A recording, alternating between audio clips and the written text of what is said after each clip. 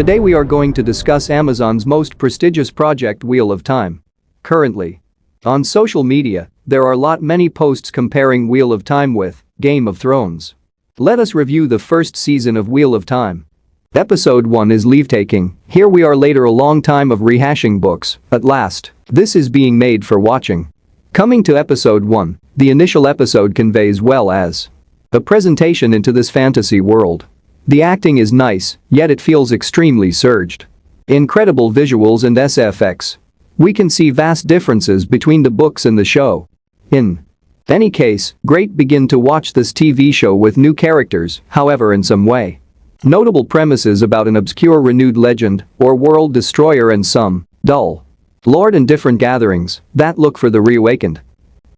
Episode 2 is Shadows Waiting. On the off chance that you're hoping to watch the Game of Thrones of Amazon, then, at that point, I'm sorry to frustrate you, however it's not.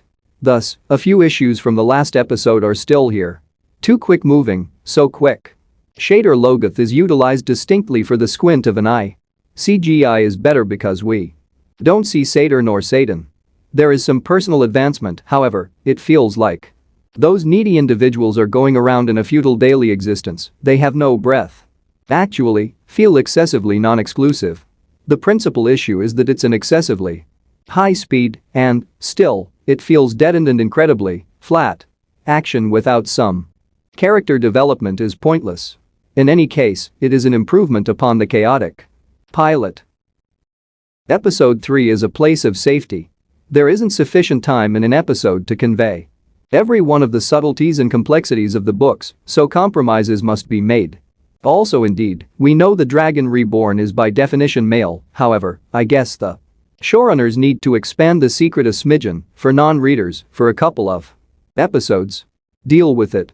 If you don't recollect, books 7 to 10 were exhausting, and readers were worked up at the ideal opportunity for RJ to continue ahead with the story as opposed to delaying for a huge number of pages with practically nothing occurring. It was a lot more regrettable than it is presented by George R.R. Martin. And keeping in mind that the series, in general, is extraordinary, it could, or maybe ought to have been somewhere limited to around 3 books. Maybe RJ would have had the option to complete the series himself then, at that point, and not Brandon Sanderson, who, we suspect, is conceivably going to be asked once more, assuming Martin is keeping this speed with a tune of Ice and Fire, to see a series butchered and obliterated. Go glance at Apple's foundation and be happy. Episode 4 is The Dragon Reborn. This was a very decent episode, particularly towards the end. The characters have had a respectable measure of time to develop.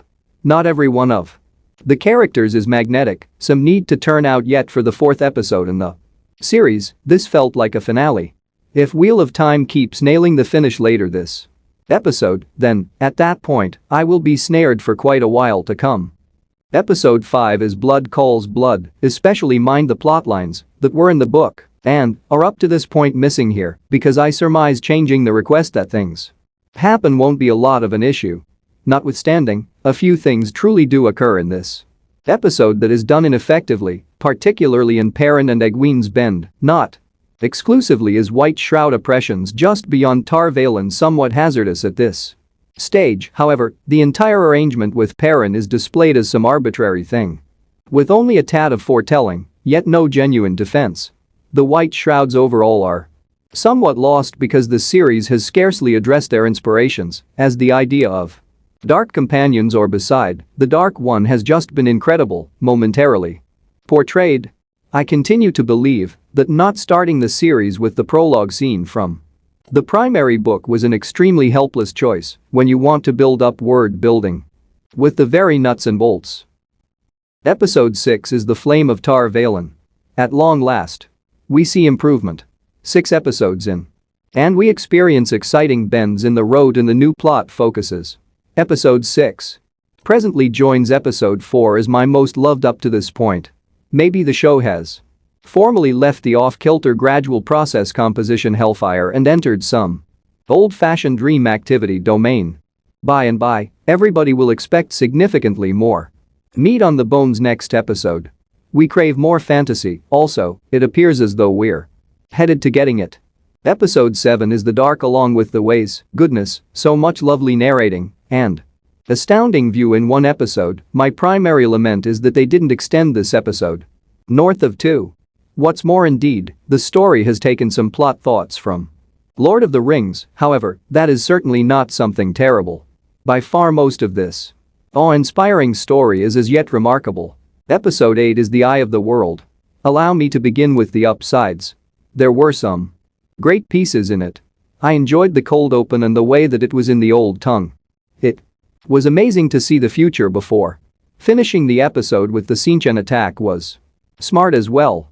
In any case, sadly, the progressions to the book by the scholars were their demise, as the story is forfeiting rationale for quick fixes and unnecessary drama. Later. An extraordinary episode 7, this one was disappointed. That fight should have been epic. It simply wasn't. The CGI looked modest and unconvincing. They have transformed Moraine into a not blockhead who knows the predictions, has no arrangement, simply going to the eye with trust and supplication that something will occur. Assuming Loyal is dead, so in this series, so I am certain he isn't, and this was simply one more piece of that irritating, unnecessary, phony out dramatization where the authors continue to attempt to make Wheel of Time seem as though the troubling dull Game of Thrones 9 of Dead took a gander at one point just to be mysteriously recuperated. I'm trusting Egwene hasn't figured out how to bring back the dead, cause that is what it resembled. They better pick things up in season 2 damn quickly to match with incredible Game of Thrones. Wheel of Time needs to improve a lot in season 2. In any case, Game of Thrones is much better than Wheel of Time so far. That's it for today. Hope you enjoyed the video. Please subscribe and provide your feedback in the comments section. Stay tuned. More interesting videos are on the way. Thank you.